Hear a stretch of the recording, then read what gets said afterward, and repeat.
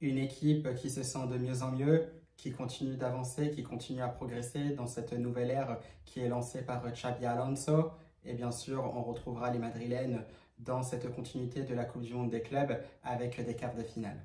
Buenas a todos y a todas, j'espère que vous allez bien, c'est Baki Koné des Madrid. On se retrouve pour une nouvelle vidéo à propos du Real Madrid et surtout de cette FIFA Club World Cup. Donc pour les quarts de finale de cette Coupe du Monde des clubs, ce sera bien sûr face au BVB, le Borussia Dortmund, ce samedi à partir de 22 h et on va bien sûr se projeter sur ce match-là. Vamos! Eh bien, Los Chavales, très heureux de vous retrouver donc, pour se projeter sur un nouveau match du Real Madrid. Avant tout, je voulais quand même laisser un message donc, au vu des tristes nouvelles que nous avons appris dans cette journée de jeudi, donc avec malheureusement le décès de Diogo Jota, joueur de Liverpool et de la sélection portugaise, ainsi que de son frère. Donc voilà, de bien tristes nouvelles où on est vraiment tous déçus, tous attristés par cette triste nouvelle et bien évidemment laisser un message de soutien à toute la famille du joueur, aux proches. Donc bien évidemment très très déçu de cette nouvelle-là et c'est vrai que ça reste quand même assez difficile à encaisser. Bien entendu, on va continuer aussi sur ce match qui nous attend, donc celui du Real Madrid donc face au BVB, donc le Borussia Dortmund. Le Borussia Dortmund, comme vous le savez, c'est une équipe qu'on connaît très très bien, que le Real Madrid affronte bien sûr régulièrement, donc depuis plusieurs saisons maintenant. On les avait affrontés déjà au moins une fois lors des 2 dernières saisons passées, donc une fois en finale de la Champions League, une autre fois donc dans cette nouvelle phase de championnat, donc de Ligue des Champions. On s'en souvient très bien avec cette remontada complètement folle du Real Madrid, avec notamment des buts signés Vini Junior. Donc voilà, on connaît cet adversaire que le BVB. Maintenant, comme on le sait, c'est une autre compétition. C'est un Real Madrid aussi qui a entamé une nouvelle ère. C'est un BVB qui a l'air aussi de se sentir très bien, même si c'est vrai que sa phase de championnat, donc de phase de groupe de cette Coupe du Monde des clubs, n'était pas forcément flamboyante. On les a vus aussi donc, dans un groupe avec Fluminense, les Sundowns, je crois, ou encore Ulsan ou Ulhan, j'ai plus le nom en tête exactement. Toujours est-il voilà, que ce n'est pas forcément une équipe de Dortmund qui a brillé. Ils ont su faire la différence aussi face aux Tigres de Monterrey, bien aidé aussi par un Serhou Guirassy qui est vraiment un serial buteur. Ce sera peut-être l'élément numéro 1 à surveiller pour le Real Madrid. Donc attention à cela déjà dans un premier temps. On le sait, à côté de ça, c'est un Real Madrid aussi qui a su faire la différence au moment opportun face à la Juventus de Turin, grâce encore une fois au but de Gonzalo Garcia, un superbe but de la tête. On a vu évidemment aussi des belles choses quand même dans ce match-là face à la Juve. Bien évidemment, il y a aussi des choses qui sont à pointer du doigt, notamment peut-être quelques erreurs défensives qui ont été commises, qui auraient pu nous coûter très très cher. Je pensais bien sûr à l'action de Randal Kolo Muani, son face-à-face face à Thibaut Courtois par exemple. Donc le 16, c'est un Real Madrid où ce n'est pas encore parfait. On sait qu'on a déjà vu pas mal de surprises dans cette Coupe du Monde des clubs, avec les éliminations de Manchester City ou encore de l'Inter Milan. Donc vraiment, attention à tout cela. On va se retrouver comme avec une équipe de Dortmund voilà, qui sait aussi être agressive, qui sait mettre de l'intensité aussi dans son jeu. C'est vrai que pour rappel, j'ai aussi ce match-là en tête. Donc je crois que c'était un quart de finale retour de Champions League, donc face au FC Barcelone, où ils ont été très très bons donc, sur le match retour, où ils ont complètement mis cette équipe du Barça en difficulté. Donc le CS est une équipe qui est capable de jouer, qui a les arguments aussi pour mettre le Real Madrid en difficulté, qui part aussi assez logiquement sur une défense à 3, donc notamment avec peut-être 4 milieux de terrain. Donc, bien sûr, on compte les 2 pistons sur les côtés. On a bien sûr peut-être un peu plus un numéro 10,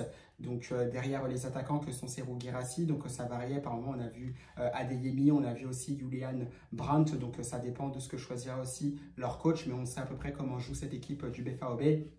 On sait que c'est capable aussi de se projeter très très vite vers l'avant. Ça, voilà, ça a l'air d'être aussi dans l'ADN du club, surtout depuis Jürgen Klopp. Et aussi, après son passage, on sent aussi que cette équipe de Dortmund a toujours cette capacité à aller vite vers l'avant. Et on le voit, on l'a vu aussi d'ailleurs en finale de la Champions League quand on les avait affrontés en 2024, où ça allait aussi très très vite, notamment avec Karim Adeyemi. Donc voilà aussi Adeyemi, un élément important aussi à surveiller, à voir s'il sera titulaire, parce que ça n'a pas toujours été le cas dans cette Coupe du Monde des clubs. Mais voilà, le point fort à surveiller, bien évidemment, ce sera bien sûr des joueurs comme Serhou Guirassy. Ce qui est dommage et le point négatif finalement, c'est qu'on peut se dire que c'est dommage de ne pas voir Jude Bellingham, donc le frère de Jude, donc dans ce quart de finale, puisqu'il a écopé d'un carton jaune qui le privera de ce quart de finale. C'est vraiment dommage puisqu'il avait l'air de très bien s'adapter à cette équipe du BVB. On aurait pu le voir aussi monter beaucoup plus en puissance. Ça aurait été beau donc face à son frère. Malheureusement, ce ne sera pas le cas. D'un côté, ça peut être aussi tant mieux pour le Real Madrid parce que ça fait un élément dangereux en moins pour lui, donc peut-être beaucoup plus facile à gérer. Ça, bien sûr, on le verra que lors du match qui sera joué donc ce samedi à partir de 22 h. Donc on attend de voir tout ça.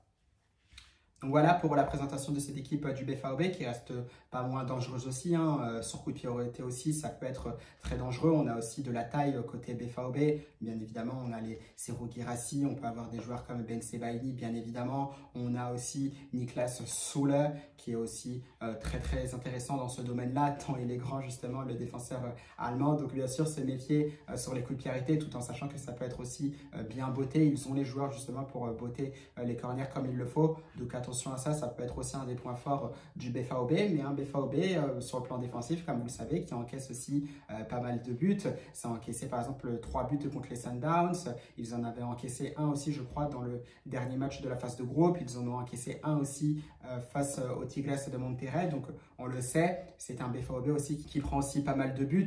Ça tombe vraiment très bien parce qu'on le sait, le Real Madrid aussi continue de monter en puissance. Donc de par tout son effectif, de Courtois justement jusqu'à Vini Junior, en passant bien sûr par les milieux de terrain.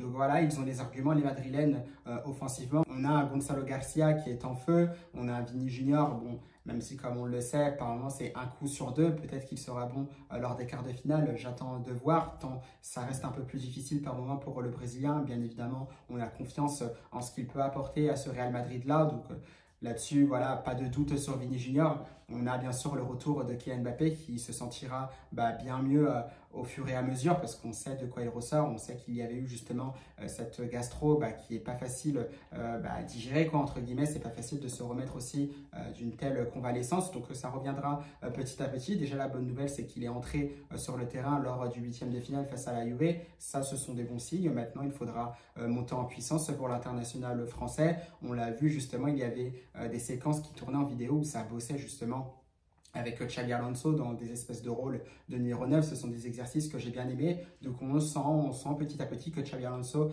a conscience justement du potentiel de ce que est capable d'apporter Kylian Mbappé à cet effectif du Real Madrid, surtout lorsqu'il est à son meilleur niveau. On espère bien sûr le retrouver à son meilleur niveau, mais ce qui est bien, c'est que Xabi Alonso justement essaye de l'aider, essaye de lui montrer aussi de nouvelles choses qu'il pourrait apporter à son jeu, qui pourrait tout simplement agrandir sa palette, et ça je trouve que c'est vraiment très intéressant. Maintenant Kylian, faut qu'il bosse dessus. Donc là-dessus d'ailleurs, en parlant de Kylian, on a aussi potentiellement des compositions qui sont probables. On sait qu'il y a quand même une équipe type qui se détache sur cette Coupe du Monde des clubs pour le Real Madrid. Ce sera peut-être un peu plus différent justement lorsque la saison reprendra avec la Liga notamment au mois d'août. Mais c'est vrai qu'il y a eu peut-être des rumeurs, une petite hype qui sort justement avec une potentielle titularisation de Gonzalo Garcia une fois de plus face au Borussia Dortmund. J'attends de voir ça parce que c'est vrai qu'on met peut-être un peu plus Kylian de côté, mais par rapport à ça, c'est vrai que c'est difficile aussi à imaginer voir Kylian Mbappé sur le banc. Je pense qu'au bout d'un moment, Kylian Mbappé reprendra sa place de titulaire. Il ne faut pas oublier aussi que Gonzalo Garcia reste un joueur qui vient de sortir aussi du centre de formation. Il se bat bien évidemment dans un premier temps pour être dans l'équipe première. Ça, je pense qu'à la fin de la compétition, on sera sûr et certain qu'il aura gagné sa place justement dans cet effectif de l'équipe première du Real Madrid. Et d'ailleurs, ça permettra aussi aux Madrilènes de ne pas forcément dépenser de l'argent donc sur un autre attaquant qui pourrait revenir pour être un attaquant donc au niveau de la rotation d'effectifs du Real Madrid. Donc par rapport à ça, c'est vrai que ce sont deux rôles différents et c'est peut-être pour ça que Kylian Mbappé, dès qu'il sera prêt, reprendra certainement une place de titulaire, à voir aussi comment ça s'organisera. J'attends bien sûr de voir. Donc là-dessus, c'est vrai, on a parlé aussi de la créativité du Real Madrid au milieu de terrain. C'est vrai qu'il y a encore pas mal de travail à fournir, même si je pense qu'on retrouvera bien sûr Tchouaméni, Valverde, Bellingham et bien sûr Arda Güler. À voir le positionnement de Güler. Moi, comme je vous l'ai dit donc, dans des vidéos précédentes notamment, comme celle où il y a le débrief de ce huitième de finale face à la Juve. Moi, je préfère Arda Güler justement en media punta, donc vraiment au numéro 10, juste derrière les attaquants. Il faudra pour moi un autre milieu de terrain un peu plus créateur qui peut jouer un peu plus bas, donc un meneur de jeu mais un peu plus reculé, justement pour trouver des joueurs un peu plus hauts comme des Güler, Bellingham, Mbappé ou encore Vini Junior. Donc ça, voilà, c'est un peu plus intéressant. Après, attention bien évidemment au secteur défensif parce que c'est un Real Madrid aussi qui n'est pas encore rodé. On a vu notamment pas mal d'erreurs avec Rudiger notamment. Donc une première fois où Randal Kolo Muani s'échappe vers le but. Heureusement, il rate son face-à-face. Il y a aussi justement où ça ne se comprend pas très bien avec Thibaut Courtois, Thibaut Courtois qui lui shoot justement dans le pied. Donc voilà, attention à tout ça, c'est vrai que c'est pas encore très bien rodé, c'est pas encore carré sur l'aspect défensif. Et c'est vrai que même si Dean Huijsen justement est favori bien sûr, est sûr et certain de jouer dans cette défense centrale du Real Madrid, c'est vrai qu'il subsiste encore un petit doute entre Rudiger et entre Raúl Asensio. C'est vrai que pour ma part, Rudiger n'a pas forcément marqué de points par rapport aux erreurs que Raúl Asensio a faites durant les premiers matchs de cette phase de championnat de la Coupe du Monde des clubs. Donc voilà, ça se joue, mais il y a peut-être un avantage pour Rudiger qui a cette ancienneté-là, il a un statut bien évidemment, donc ce qui peut nous amener à conclure que Rudiger sera le titulaire dans cette défense centrale. Après à voir, parce que si ça joue vraiment à 3 axiaux, évidemment Raúl Asensio pourrait avoir sa place dans cet effectif du Real Madrid. À voir bien sûr parce qu'on a aussi potentiellement le retour d'Eder Militao. Donc là-dessus, c'est vrai qu'il y aura de la concurrence, mais tant mieux parce qu'on avait pas mal de joueurs blessés lors des saisons précédentes. Et tout ça, avoir autant de joueurs disponibles, et ben, ça ne fait que plaisir pour moi et surtout pour vous, je pense, supporters du Real Madrid. Donc voilà pour cet aspect-là. Il y a aussi un autre argument où il faudra faire preuve aussi de beaucoup plus d'efficacité, beaucoup plus de cohérence. C'est déjà d'une part les coups de pied arrêtés. C'est vrai qu'on a du mal de ce côté-là où ils ne sont pas forcément très bien tirés. C'est vrai que c'est assez frustrant quand on voit la qualité de pied qu'on a. On a quand même Alexander Arnold, on a quand même Arda Güler. Bon, Rodrigo Goes, peut-être qu'il est sur le départ, mais il est capable aussi d'en prendre pour tirer les fameux corners, pour déposer aussi des ballons donc, sur coup franc. Donc voilà, il y a de la qualité, donc c'est vraiment dommage justement que pour l'instant ces coups de pied arrêtés là soient vraiment mal tirés, quand on sait aussi que c'est un élément qui peut faire la différence donc dans des matchs de très haut niveau. Donc bien sûr les gars, il faudra s'appliquer sur ces coups de pied arrêtés là, et je pense bien sûr à des joueurs comme Arda Güler ou encore Trent Alexander-Arnold. Et d'ailleurs, Trent Alexander-Arnold, c'est aussi sur ça qu'il faudra qu'il monte en puissance. Bien sûr, il a délivré une superbe passe décisive à Gonzalo Garcia, donc sur le seul et unique but de ce match face à la Juve. Donc ça, bien sûr, très bien. Après, tout n'est pas parfait. Donc là-dessus, on ne va pas forcément lutter dessus tout de suite. Il est encore en train de s'adapter. Il prend bien sûr son rythme petit à petit. Il commence à comprendre aussi comment jouent certains joueurs et ça devient aussi de mieux en mieux donc, au fil des jours. Après, ce qui est un peu plus compliqué pour Trent Alexander-Arnold, c'est que certes, bien sûr, il a ce côté droit pour lui-même, mais c'est vrai qu'il manque aussi de la présence sur ce côté droit-là.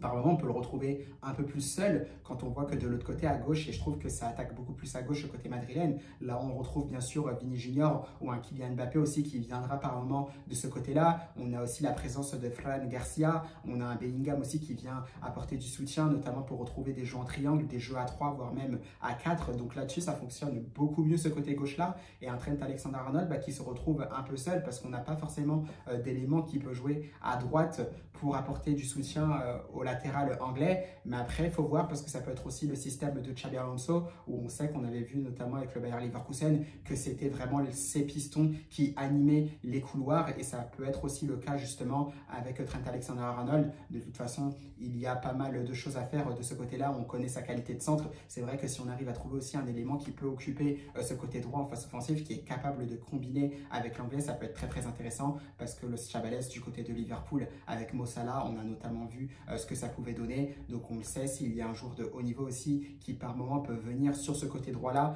combiné avec le joueur anglais, ça peut être très intéressant et j'attends de voir. Dans tous les cas, on attend bien sûr une montée en puissance de Trent Alexander-Arnold, mais là-dessus, je n'ai pas de doute, je suis sûr que ça va arriver. Et bien sûr, on n'oublie pas l'aspect défensif, on le sait, l'anglais devra travailler davantage.